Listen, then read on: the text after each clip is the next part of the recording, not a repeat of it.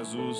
Senhor, que a tua graça seja abundante, Senhor, a ministração da tua santa palavra, Senhor. Usa o teu servo com poder e graça em nome de Jesus. Amém, Senhor. Saudamos a todos com a paz do Senhor. Vamos abrir a palavra do Senhor no livro de Esdras, capítulo 8, verso 22. Livro de Esdras, capítulo 8, verso 22. Amém? Amém, irmãos? Amém.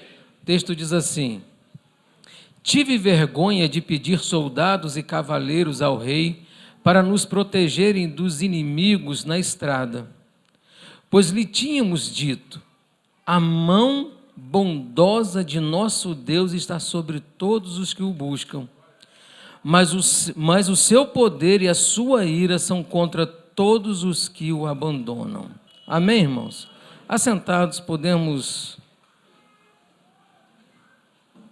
Irmãos, para nós entendermos um pouquinho do contexto, o livro de Esdras vai tratar exatamente do retorno do povo de Deus que estava cativo na Babilônia, e agora esse povo começa a voltar para Jerusalém. Não sei se os irmãos lembram, mas quando o povo foi levado cativo, foi levado em 3 partes. E agora é que interessante que quando o povo é liberto pelo rei Ciro, esse povo também vai ser levado de volta em 3 partes. Na primeira parte foi um número muito grande de pessoas, aproximadamente quase 50 mil pessoas foram levadas de volta a Jerusalém, porque o rei Ciro deu ali uma ordem de reconstrução do templo de Deus. E o povo, então, boa parte do povo, 50 mil pessoas, então, voltam para Jerusalém para ali reconstruir o templo do Deus vivo. Quando nós falamos de Esdras, nós estamos falando da segunda parte do povo que vai para Jerusalém. Só que até chegar aqui, irmãos, nós vamos ver na história, algumas coisas acontecem muito interessantes. O rei Ciro, ele autoriza ali ao povo voltar, ele dá um decreto, o povo pode voltar para Jerusalém. Logo depois, o rei Artaxerxes, ele não permite mais que a obra do templo continue. Ele tenta de todas as formas impedir que a obra do templo prossiga. Então é dito para o rei Artaxerxes o seguinte: olha, esse povo é um povo rebelde. Esse povo é um povo que não quer obedecer às ordens dos reis. É um povo que se levantou contra os reis. Então o rei Artaxerxes, quando ouve isso, o rei Artaxerxes dá uma ordem: para-se a obra. Não mexe em nada mais. Não pode mais fazer nada ali, nem reconstruir templo, mais nada. E é interessante que o rei Artaxerxes foi o rei que permitiu Neemias a ir lá reconstruir os muros. Foi o mesmo rei. Mas a oposição que se levantou contra o povo de Deus ali fez com que ele tomasse essa decisão. Mais à frente, o rei Dário, então, o rei Dário faz um decreto permitindo que voltassem a reconstruir o templo. Então, um mandava não construir, o outro mandava construir. E mais um pouquinho à frente, vamos voltar a falar do rei Artaxerxes, que é aqui no período de Esdras. E o rei Artaxerxes, aqui no período de Esdras, ele dá uma ordem muito interessante, em que ele chama Esdras, ele fala assim: olha, eu quero que você vá lá, fazer um levantamento, saber o que está acontecendo, que eu quero que ele confiava em Esdras. E lá no capítulo 7 de Esdras, no verso 17, olha que interessante que o rei Artaxerxes ele faz, né? Diz assim: com esse dinheiro compre novilhos, carneiros, cordeiros e o que for necessário para as suas ofertas de cereal e de bebida, e sacrifique-os no altar do templo do seu Deus em Jerusalém. O rei que havia proibido, agora está dizendo, vai lá e sacrifica. Verso 18. Você e seus irmãos poderão fazer o que acharem melhor com o restante da prata, do ouro, de acordo com a vontade do seu Deus. 19. Entregue ao Deus de Jerusalém todos os utensílios que foram confiados a você para o culto no templo do seu Deus. Veja que ele vem, verso 20, e todas as demais despesas necessárias com relação ao templo do seu Deus serão pagas pelo tesouro real. Irmãos, eu vou fazer uma pausa aqui e quero dizer para você o seguinte: quando Deus está no controle, não há reis que impeçam o agir de Deus. Quando Deus está no controle, Ele está no controle. Deus não perde o controle da situação. O povo havia sofrido, estava cativo, agora Deus usa os reis para dizer assim, eu vou arcar com a obra. Pode ir lá. Verso 21. Agora eu, o rei Artaxerxes, ordeno a todos os tesoureiros do território situado a oeste de Eufrates, que forneçam tudo o que lhes solicitar o sacerdote Esdras, escriba da lei do Deus dos céus. Então o rei Artaxerxes dá uma ordem, ó, tudo que o Esdras precisar, ele pode ter. Está autorizado. O que ele pedir, vocês vão fazer. Verso 25 do capítulo 7. E você, Esdras, com a sabedoria que o seu Deus deu a você, nomeie magistrados e juízes para ministrar a justiça a todo o povo do território situado a oeste de Eufrates. 26. A todos o que... É o 26 aí? Aquele que não obedecer à lei do Deus de vocês e à lei do rei, seja punido com a morte, ou com o exílio, ou com os confiscos de bens, ou com prisão. Então veja, irmãos, que agora o rei Artaxerxes, Deus muda o coração daquele rei, ele fala assim, Esdras, o que você precisar, você pode ir. Deus, o seu Deus, você vai lá, não desista, você tem autorização aqui para poder pedir o que você quer. E no verso 27, bendito seja o Senhor, o Deus de nossos antepassados, que pôs no coração do rei o propósito de honrar desta maneira o templo do Senhor em Jerusalém. 28. E que por sua bondade favoreceu-me perante o rei, seus conselheiros e todos os seus altos oficiais, como a mão do Senhor, o meu Deus esteve sobre mim. Tomei coragem e reuni alguns líderes de Israel para me acompanharem. Então nós estamos falando aqui agora, e Esdras então ele toma coragem, o rei dá autorização, e ele fala que vai agora para Jerusalém, ali para a reconstrução.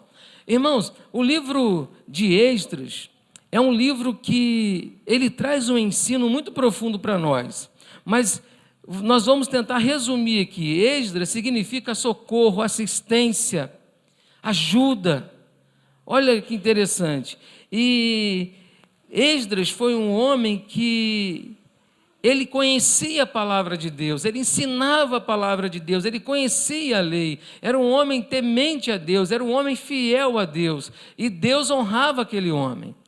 E é interessante que no verso 22 que nós lemos, no capítulo 8, que é o tema dessa mensagem, está aqui, eu confio em Deus e não nos meios. Porque veja só, o rei havia falado com eles assim, tudo que você pedir você vai ter. Havia uma oposição grande contra a reconstrução dos muros, contra a reconstrução do templo, havia uma oposição, o inimigo havia se levantado contra eles. Eles estavam transportando ouro, prata, e naquela época havia ladrões também, então havia um risco ali de perder tudo isso no caminho. E Esdras, ele diz o seguinte no verso 22, tive vergonha de pedir soldados e cavaleiros ao rei para nos protegerem dos inimigos na estrada. Ele teve vergonha de pedir ao rei. Por que ele teve vergonha de pedir ao rei? Por quê? Ele poderia chegar para o rei e falar assim, rei, olha, nós estamos levando uma quantia grande de prata, de ouro, nós estamos com uma comitiva aqui, a gente não tem espada, a gente não está preparado para um imprevisto na estrada. Nos concede, por favor, soldados e cavaleiros para nos proteger? Ele não poderia pedir isso? Sim ou não, irmãos? Sim, poderia. Obrigado, meu irmão. Mas ele não fez, sabe por quê? Olha o que ele diz. Tive vergonha de pedir soldados e cavaleiros ao rei para nos protegerem dos inimigos na estrada. Naquela época, irmãos, era muito importante ser protegido na estrada. Uma escolta seria de grande valor. Mas ele diz, pois lhe tínhamos dito, a mão bondosa de nosso Deus está sobre todos os que o buscam, mas o seu poder e a sua ira são contra todos os que o abandonam. Então ele disse para o rei assim, rei, a mão de Deus é poderosa conosco. A mão de Deus está sobre nós. A mão de Deus está sobre nós. Ele fala isso para o rei. E ele pensa o seguinte, se eu pedir agora uma escolta para me conduzir a Jerusalém, eu estou dizendo que o meu Deus não é poderoso para suprir a minha necessidade. Os irmãos estão compreendendo que ele ali, e nisso aqui ele traz um ensino para nós muito importante, irmão. Sabe qual é o ensino que ele traz? Que não basta conhecer a palavra de Deus, não basta conhecer Deus. O que é necessário é você confiar em Deus, além de conhecer, além de você saber o que Deus é, você precisa crer, confiar que Deus é poderoso para todas as coisas. Mas nós vivemos num período hoje muito interessante, que nós vivemos numa época em que acontece um problema, a primeira coisa que eu quero fazer é tentar solucionar o problema do meu jeito. Eu vou tentar os meus recursos, eu vou tentar os meus meios, eu vou tentar da minha forma, e muitas vezes nós se deparamos com situações que nós valorizamos mais os meios do que Deus. Eu valorizo mais o conhecimento que eu tenho na sociedade para resolver um problema do que Deus para resolver. Eu confio mais na medicina, nos médicos, do que no poder de Deus para resolver. Nós não estamos dizendo aqui que os meios não são úteis, são úteis. O problema é quando nós colocamos os meios que levam à solução do problema maior do que Deus. E aí nós vamos se deparar, porque parece um princípio muito simples. É simples. Confie em Deus, não nos meios. Isso é simples. No falar é fácil. Agora, no fazer é difícil. No fazer não é tão simples assim. Eu quero fazer uma reflexão nos nossos dias em que se deparamos com situações em que nós tentamos resolver do nosso jeito, da nossa maneira. Eu busco os meus recursos, eu busco os meus conhecimentos, e eu esqueço que confiar em Deus é mais importante do que eu tentar resolver do meu jeito. Quem nunca aqui passou por situações que você fala assim, eu vou arrumar um outro emprego para tentar fazer isso. Eu vou cortar despesa aqui para tentar aquilo. Eu vou fazer isso aqui para fazer isso aqui. Eu vou tentar aqui fazer isso aqui. Mas nós proclamamos, como Neemias, como Esdras aqui proclamou, que nós confiamos que a mão de Deus está sobre nós. E se eu faço uma pergunta para que você possa refletir. Você crê que a mão de Deus está sobre a sua vida? Você crê nisso, irmãos? Você toma posse disso na sua vida? Eu creio que a mão poderosa de Deus está sobre a minha vida.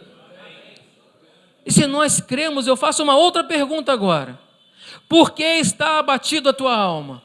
Por que está abatido o teu coração? Por que tem a incerteza? Por que tem o medo? Por que tem a falta de fé? Por quê? Por que isso surge no nosso coração? Por que se levanta isso, irmãos? Nós vivemos um período em que o inimigo coloca circunstâncias para que você possa pensar, o meu problema é maior que Deus. Eu quero dizer que não, Deus é soberano, Deus é maior que todas as coisas. Nós precisamos confiar Confiar em Deus não é confiar nos seus planos, nos seus projetos. Às vezes, irmãos, nós fazemos os nossos planos com frequência, nós organizamos, nós vamos fazer isso, eu vou fazer aquilo. Tem gente que planeja o ano no início do ano, tem gente que planeja daqui a 5 anos, constrói planos. E às vezes os planos até fluem, dão certos.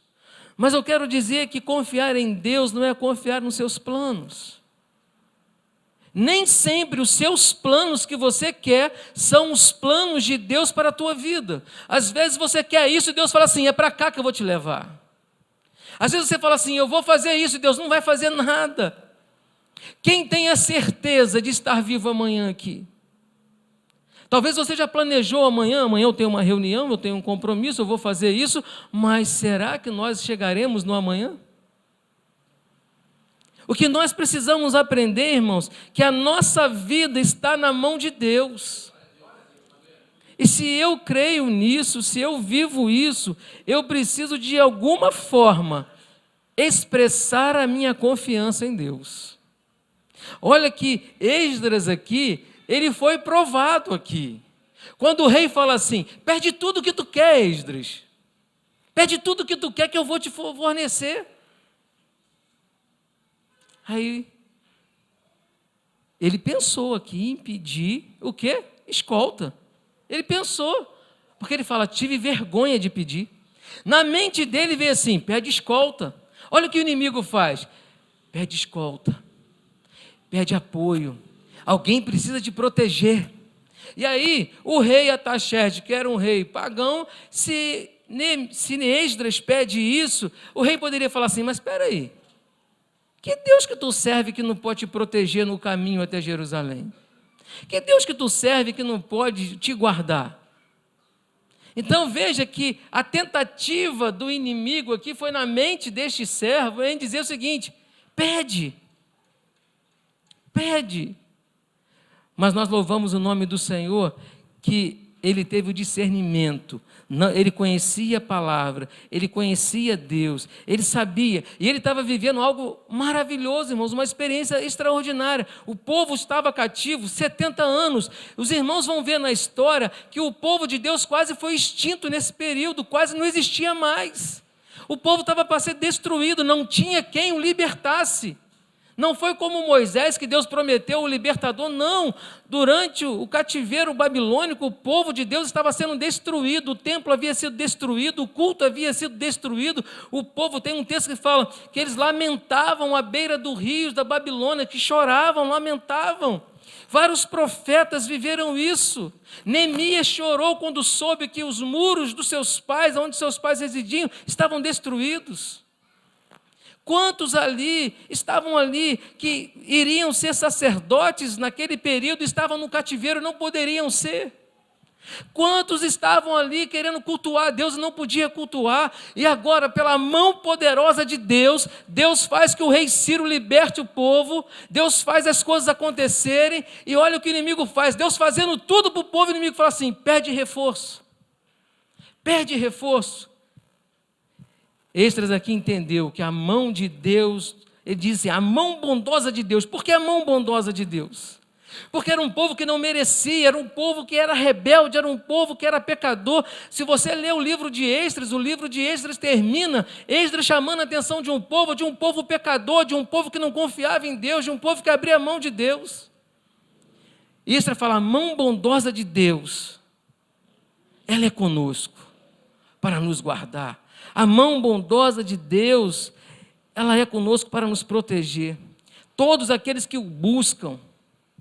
Então, Esdras aqui, ele traz essa experiência aqui, diz assim, nós vamos, e Esdras não estava sozinho, havia com ele aproximadamente 17 mil pessoas. É o grupo que ele leva de volta para Jerusalém. Era um grupo que ele estava levando ali. E aí a pergunta, irmãos, nós temos que aprender a confiar em Senhor. O texto diz lá em Provérbios 21, 31, diz assim, o cavalo prepara-se para o dia da batalha, mas a vitória vem do Senhor. Então nós precisamos entender isso. Você precisa estar preparado para o dia da batalha. Você precisa estar preparado para as lutas. Você precisa estar preparado, você precisa buscar recursos, mas você tem que entender que os recursos não serão maiores do que Deus. Deus sempre é o maior. Deus sempre está à frente. É interessante que o texto diz ainda, uns confiam em carros, outros em cavalos. É o meio. Naquela época, ter carros numa guerra eram os meios necessários para alcançar uma vitória. Ter uma cavalaria era importante para ter uma vitória de guerra. E aqui o texto fala, uns confiam em carros, outros confiam em cavalo, mas nós confiamos em quem? Nós, porém, nos gloriaremos em o nome do Senhor nosso Deus. Que coisa maravilhosa, é confiar em Deus, é crer, irmãos. Eu quero dizer para você que entrou aqui, às vezes eu não sei a tua luta, eu não sei a tua dificuldade, eu não sei o teu problema, mas Deus sabe, Deus conhece, Deus sabe a tua dor, Deus sabe a tua angústia. Eu quero dizer, confia em Deus, descansa nele. Mas como é que vai ser o amanhã? Não sei, Deus está no controle. Se Deus permitiu algo que te machucou, se Deus permitiu algo que não está dando certo, nós vamos continuar dizendo, a mão bondosa de Deus está sobre nós. Não é porque nada dá certo na nossa vida que nós vamos dizer, Deus me abandonou. Não, Deus não é um Deus para essa vida. Essa vida vai passar. O que Deus quer é que nós tenhamos uma intimidade com Ele, fé, confiar que Deus é Deus. Nós precisamos entender disso. Nós precisamos confiar nisso. Há um texto que diz em 2 Crônicas, diz assim, com ele está somente o poder humano. Estava numa guerra ali, o povo de Deus estava numa guerra. E ele fala, 2 Crônicas 32:8, diz assim, com ele está somente o poder humano. E no poder humano são aonde estão os nossos meios, os nossos recursos, o nosso jeito de resolver as coisas. Quem nunca, irmãos, quem nunca tentou resolver as coisas, tudo quanto é jeito, primeiro, quando deu tudo errado, falou, vou orar. Quem nunca fez isso? Primeiro tentou aqui, primeiro tentou ali, primeiro tentou, pediu ajuda a fulano, pediu ajuda a Beltrano, falou com ciclano, agora vai dar certo. Não deu certo. Aí você fala, eu vou orar porque eu não orei. E quando você ora, do nada, as coisas se resolvem. Quando você ora, Deus abre as portas. Quando você ora, Deus age. E o texto continua dizendo, com ele está somente o poder humano, mas conosco está o Senhor, o nosso Deus, para nos ajudar e para travar as nossas batalhas. E o povo ganhou confiança com o que disse Ezequias, rei de Judá. Eu quero dizer para você, você pode estar diante de um exército, mas nós precisamos ter confiança no Senhor. Nós precisamos confiar na bondade de Deus sobre as nossas vidas. Nós precisamos confiar não naquilo que nós podemos fazer. E o que nós vemos hoje, irmãos, são poucos cristãos que têm esse zelo de dizer, eu confio no Senhor. São poucos cristãos que têm essa coragem de exercer a fé em público. São poucos os que têm isso. Sabe o que acontece? Quando você não confia em Deus, quando você não exerce isso, você tira o brilho do Evangelho na tua vida. Deus quer te dar uma experiência maravilhosa, Deus quer te levar a uma intimidade maravilhosa, Deus quer responder tuas orações, Deus quer fazer algo novo na nossa vida. E às vezes, quando nós entramos numa peleja, nós perdemos o brilho do Evangelho porque não está do jeito que eu queria que estivesse. E nós temos que tomar cuidado com isso. Não existe maior bênção do que estar firmado na rocha. Não existe maior bênção do que estar firmado no Senhor. Não existe maior bênção em poder dizer, a minha alma espera só em Deus. Olha que coisa maravilhosa. A minha alma espera só em Deus. Nós vamos ver, irmãos, servos no passado que enfrentaram tantas coisas, enfrentaram tantas oposições.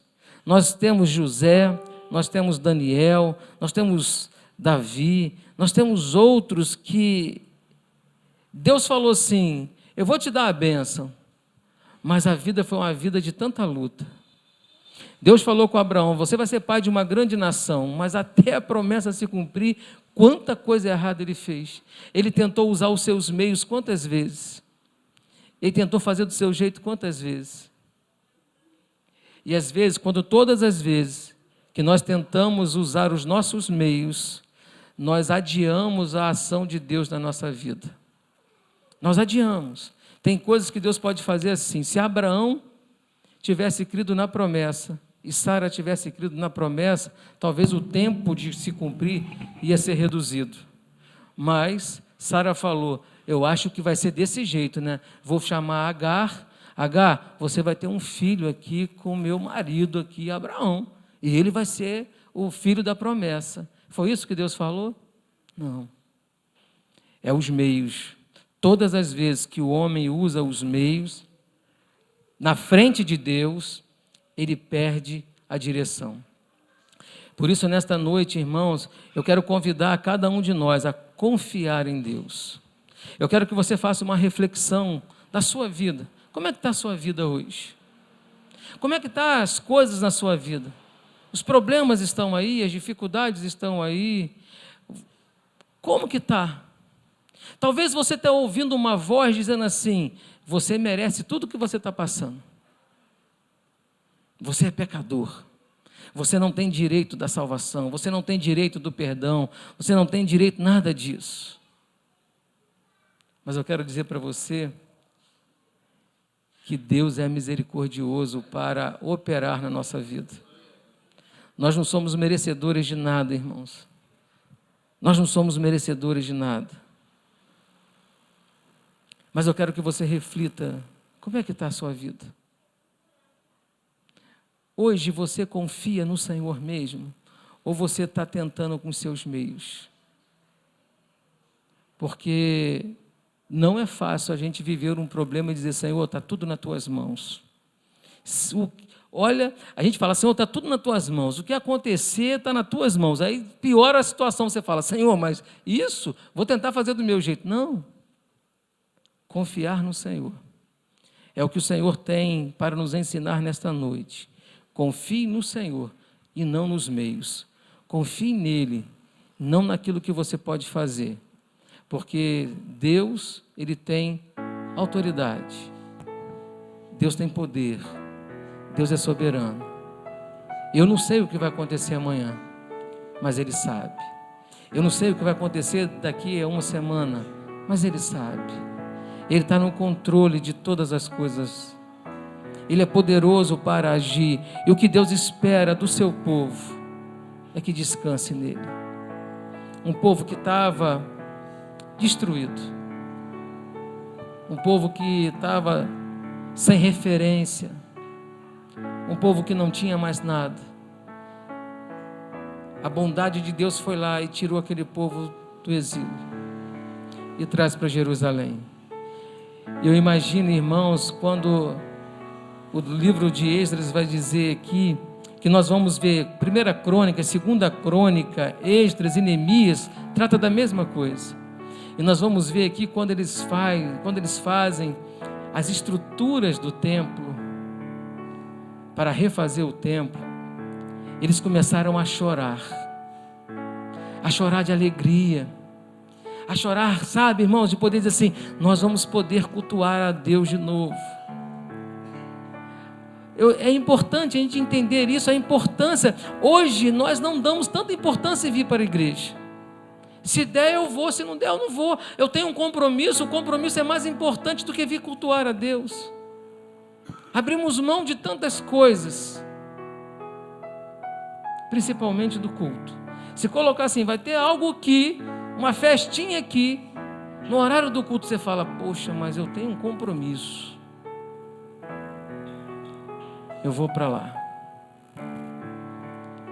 Eu quero que você faça uma reflexão. Deus foi tão bom conosco. Deus foi tão bom com aquele povo. Deus usou os ímpios para dizer assim, reconstrói o templo. E quando eles foram reconstruir, começaram a fazer as sapatas. Não tinha nada ainda, as sapatas do templo. Eles começaram a se quebrantar, a chorar, e diz o texto que eram tantas pessoas chorando naquele momento, que se ouvia o grito de longe. Uns com um pranto de angústia, meu Deus, como que demorou, outros com um pranto de alegria. Eu quero que você reflita nisso, irmãos, o que Deus tem feito por nós. Nós precisamos confiar nele. Nós precisamos exercer a nossa fé. e nós seremos provados na nossa fé. Dizer que tem fé quando tudo está bem é uma maravilha. Agora diz quando tem fé, quando o médico fala assim, você está com um problema de saúde. Diz quando tem fé, quando você recebe uma carta dizendo assim, foi demitido. Diz quando tem fé, quando está tudo difícil na tua casa. Diz que tem fé quando você não consegue achar emprego. É nessas horas que nós temos de dizer assim, a mão bondosa de Deus está sobre mim. Talvez só falta isso para você receber a tua bênção, a tua experiência. Talvez só falta isso você reconhecer que Deus é Deus. Talvez você distribuiu currículos em todas as empresas. Talvez você buscou recurso médico em tantos médicos. Talvez você prestou tanto concurso. Talvez você estudou tanto, você tentou com teus meios, mas não falou, Senhor, está nas tuas mãos a minha vida. O convite nesta noite é para que nós possamos entender e não ouvir vozes estranhas que diz assim, vai lá, pede ajuda. Pede ajuda ao homem, pede ajuda ao rei. Não. Que você possa dizer, nesta noite, definir isso. A mão bondosa do nosso Deus está sobre todos os que o buscam. Que você, nesta noite, você possa buscar ao Senhor uma intimidade com Ele. Senhor, eu quero buscar algo mais contigo. Eu quero viver uma experiência maior contigo. Eu quero viver algo, Senhor, eu quero confiar em Ti. Ensina-me a confiar em Ti, Senhor. Que você possa, nesta noite, orar, falar com Deus. Vamos louvar o Senhor?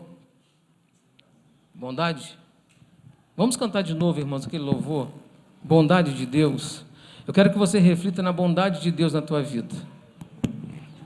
Eu quero que você reflita naquilo que Deus fez por você. Eu quero que você reflita que você pode viver a bondade de Deus. Os teus pecados, Deus tem poder para perdoar. Que você possa viver isso e confiar em Deus, confiar nele. Ele é bondoso para que você possa crer que Ele pode todas as coisas. Feche os seus olhos e fale com Deus. Esdras expressava isso, o amor de Deus para com ele e dele para com Deus. Tua graça nunca falha. Deus nunca falha. Todos os dias eu estou em tuas mãos. Desde quando me levanto até eu me deitar, eu canto. Você tem cantado isso na sua vida? Você tem exercido a fé em poder dizer isso?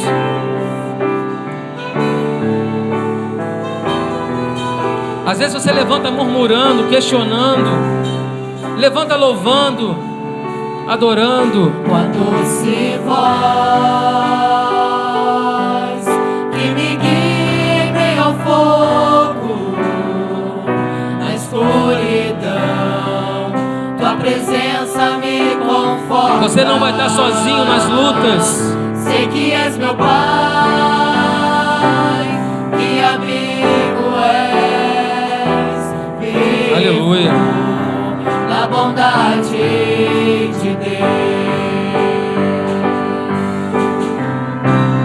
És fiel em todo tempo. Aleluia. Deus não muda, meu irmão.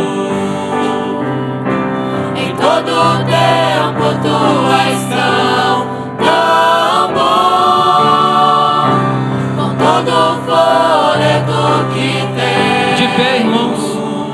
Eu cantarei da bondade de Deus. Aleluia.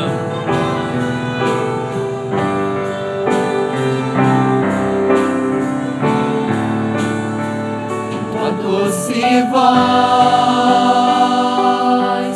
que me guia em meio ao fogo, na escuridão, tua presença me conforta. Sei que és meu Pai, que amigo és, vivo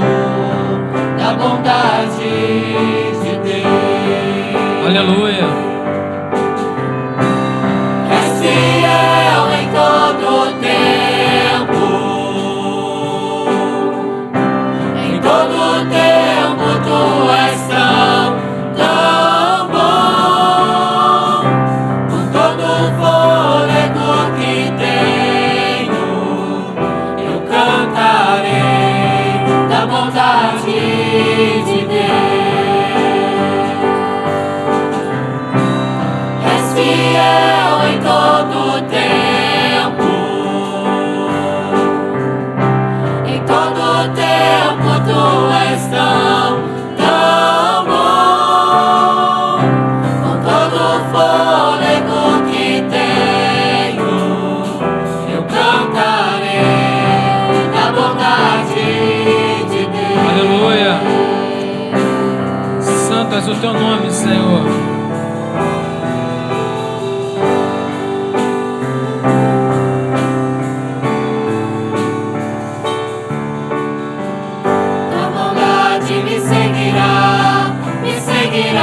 Aleluia. Santo és o teu nome, Senhor. Me seguirá, Senhor. Eu me rendo a ti, te dou o meu ser, entrego tudo a ti. Tua bondade me seguirá, Senhor. Tua bondade me seguirá, Senhor. Tua bondade me seguirá, Senhor. Eu me rendo a ti, te dou o meu ser, entrego tudo a ti. Tua bondade me seguirá, Senhor. Aleluia. Santo és o teu nome, Senhor. És fiel em todo o tempo. Glória a Deus. Em todo o tempo tu és tão bom. Com todo o fôlego que tenho, eu cantarei Aleluia. da bondade de Deus. Aleluia. Eu cantarei da bondade de Deus. Aleluia. Santo és tu, Senhor. Da bondade de Deus. Aleluia. Santo, santo és o teu nome, Senhor. Eu quero dizer para a igreja, às vezes a gente pode pensar assim, mas se Deus é tão bom, por que Ele deixou o povo cativo 70 anos na Babilônia? Se Deus é tão bom, se a bondade de Deus é tanta, por quê? Eu quero dizer para você que, mesmo o povo estando no cativeiro durante 70 anos, Deus não deixou de ser bom. Não deixou. A luta que você está passando, Deus não deixou de ser bom. Eu quero dizer que Ele está trabalhando. Deus trabalha nas nossas dores. Deus trabalha nas nossas lutas. E vamos ser sinceros, há momentos nós precisamos ser sacudidos para lembrarmos da bondade dEle. O povo de Deus foi sacudido ali durante um grande período, mas a bondade de Deus permaneceu sobre aquele povo. Ele usou o rei Ciro, rei Artaxerxes, rei Dário, e aquele povo foi liberto. Aquele povo alcançou a misericórdia e a bênção do Senhor. Então, quando Deus te confrontar nas lutas, não é porque Ele deixou de ser bom, é porque Ele quer transformar a tua vida. Ele quer mudar a tua vida. Ele quer que você tenha as experiências com Ele. Interessante isso que Esdras percebeu isso aqui. No capítulo 8, no verso 22, ele teve vergonha de pedir ajuda, porque ele disse que a mão de Deus é bondosa. Ele teve vergonha, ele falou, não podia pedir ajuda. E diante disso, sabe o que ele fez depois? Por isso, no verso 23 diz assim, por isso jejuamos e suplicamos essa bênção ao nosso Deus. O que ele fez? Senhor, eu não vou precisar de ajuda nenhuma, eu não vou pedir. Eu confio em Ti. A Tua bondade está sobre a minha vida. Ele foi lá orar. Ele foi lá jejuar, para que Deus pudesse ser fiel a Ele. E sabe o que Deus fez? O verso continua dizendo, e Deus nos atendeu, louvado seja o nome do Senhor. Que você possa colocar a sua vida diante do Senhor nesta noite e entender o propósito do Senhor.